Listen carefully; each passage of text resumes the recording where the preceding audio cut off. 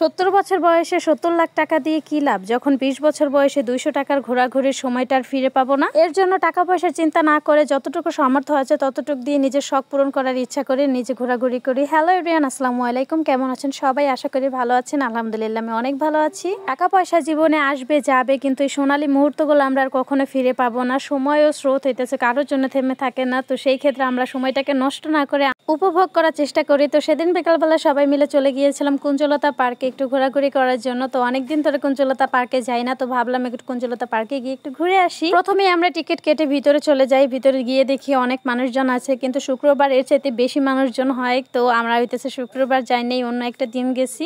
আমরা প্রথমেই গিয়ে দেখি যে পাশে যে একটা পুকুর ছিল সেটা হইতেছে ভরাট করে ফেলছে।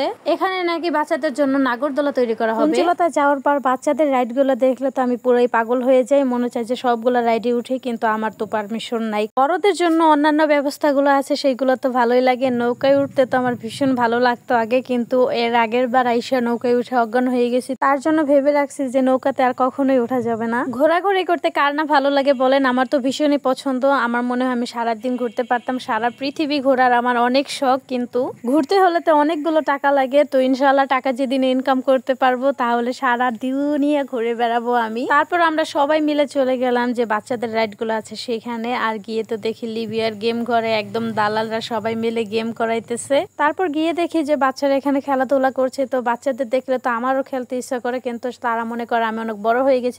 এখন তাদের কে বিশ্বাস করাবে যে আমি হইতেছে এমনিতেই বড় হয়েছে, দেখতে মনে হয় অনেক বড়, কিন্তু আমি মন থেকে একদম ছোট্ট শিশু, একদম ৩ বছরের একটা ছোট্ট শিশু। যাই হোক, যেখানে আমার কোনো অধিকার নেই এইসব রাইড গুলোতে ওঠার, সেই দেশে আমি আর থাকবোই না কখনো। তো এই সিদ্ধান্ত নিয়ে আমি চলে গেলাম লিবিয়া গেম ঘরে। দালালের সাথে একদম কথাবার্তা বলে আমি 3টা টিকিট কিনেছি 3 জনের জন্য। আমি ভাবলাম যে আমি একা একা কেন যাবো, তো আমার বান্ধবীদেরও সাথে করে নিয়ে যাব। তারপর দালালকে বললাম যে দেন আমাদের একটা বোর্ড, আমরাও চলে যাব লিবিয়া দিয়ে ইতালি। তো এদিকে দেখি যে নৌকায় করে সবাই একদম ইতালি যাওয়ার প্রস্তুতি নিচ্ছে। দালাল বললো যে 50 টাকা করে দেওয়া লাগবে টিকিটের জন্য। তো আমরা 50 টাকা করে সুলভ মূল্যে টিকিট কিনে ফেললাম লিবিয়া দিয়ে ইতালি যাওয়ার জন্য। তো এই টিকিট গুলো দেখালেই হইতেছে আমাদের একটা বোর্ড দিবে, সেই বোর্ড দিয়ে হইতেছে আমাদের পার হওয়া লাগবে লিবিয়া দিয়ে ইতালি যাব। এই দেশে আর থাকবোই না যেখানে আমাদের ছোট বাচ্চাদের রাইডে উঠতে দেয় না। তারপর দেখি যে আমাদের মতো কিছু কিছু মানুষ অনেক দুঃখ কষ্ট পেয়েছে যে তাদেরও রাইডে উঠতে দেয়নি, তার জন্য তারাও লিবিয়া থেকে ইতালি চলে যাবে।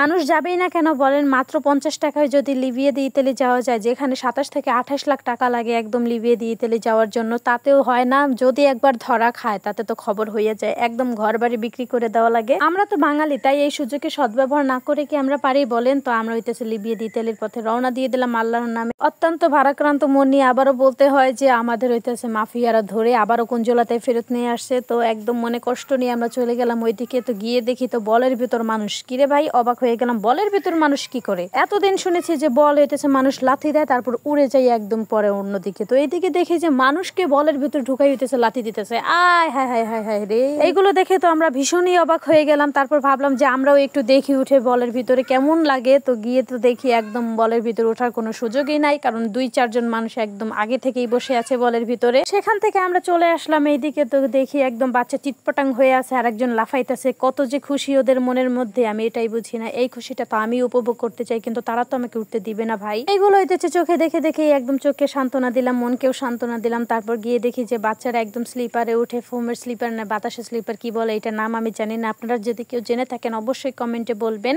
সেখানে উঠে সবাই খেলা করছে, অনেক এনজয় করতেছে। বাচ্চাদের দেখলে মনে হয় আমি বাচ্চা হয়ে যাই। তো এই বাচ্চাদের পরিকল্পনা নিয়ে চিন্তা করতে করতে ভাবলাম যে প্রচন্ড লেভেলের খিদা লাগছে, কিছু খাওয়া দরকার। তো বান্ধবীকে বললাম আমাকে সুন্দর একটা ভিডিও করে দাও। তো সে একদম ধ্বংস লেভেলের একটা ভিডিও করছে, যেটা একটুও ভালো হয় নাই। খেতে গিয়ে তো আর এক বিপত্তি শুরু হয়ে গেল যে 1 ঘন্টা বসে থাকার পরও আমাদের অর্ডার নিতে আসে নাই। তারপর অবশেষে অপেক্ষা করতে করতে আমাদের খাবারটা দিয়ে গেছে। তো বার্গারটা মোটামুটি ভালোই ছিল, তো লাচ্ছিটাও অনেক মজা ছিল। এইদিকে খাবার খেতে খেতে তো একদম সন্ধ্যা হয়ে গেছে। তারপর ভাবলাম যে এখন আমাদের বাড়ি যাওয়া উচিত। তারপর আমরা ট্যাং ট্যাং ট্যাং ট্যাং করে চলে আসলাম বাড়িতে। তো ভিডিওটি কেমন লাগলো অবশ্যই বলবেন, ভালো লাগলে লাইক কমেন্ট শেয়ার করে দিবেন। টাটা।